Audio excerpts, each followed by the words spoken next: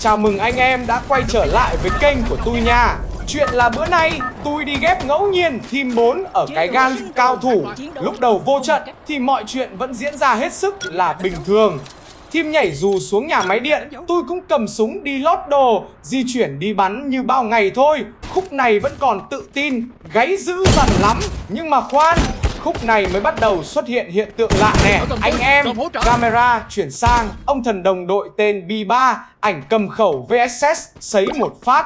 Ủa, headshot mà toàn là chữ đỏ. Tới đây là tôi nghi rồi. Tôi kêu mấy đứa trong team thôi, đừng cứu, để im tôi xem nó bắn.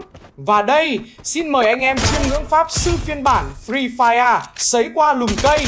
Đỏ chót, tâm tự găm vô đầu. Đỏ chót, quét sạch bản đồ luôn.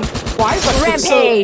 Cánh team làm nhẹ nhàng 20 mấy mạng. Nhưng mà xui cho bạn là gặp đúng tôi, một công dân gương mẫu nha. Vừa hết trận tôi tặng cho một phiếu tố cáo uy tín liền. Ra sảnh trách lại thấy nick off ngay lập tức. Bay màu a khè luôn ca cạc. Chưa cái tật. Anh em thấy quả báo nhãn tiền này có uy tín không?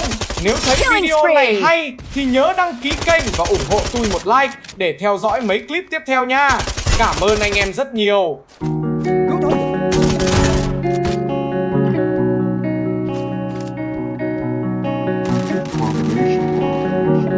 Killing spree!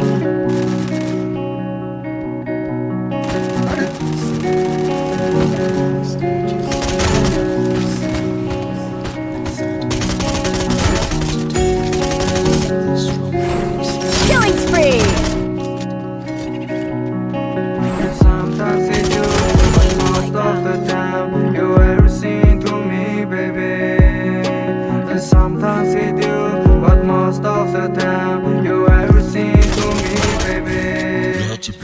Чамайг дурсан, чамайг харлаа, чиний хэндөө хабодо зүрхшээ. Чамайг зүтлээ, чамайг юулээ, чамтай байсан мөчөд үнэн жаргалтай. Чамайг санаа, чамайг мөрөдөн, чиний имлэстэй надад татагдсан. Зүрхэндээ чамайг, эрдэн чи нарууд юм. Гарнаачин атмо жаргалтай, гачичин госмо дулаахан. Чинийхээ арс гэрэлгээд надад чамайг ширтэн. Зүдэндээ чамайг дуурсан, зүрхэндээ чамайг юулэн.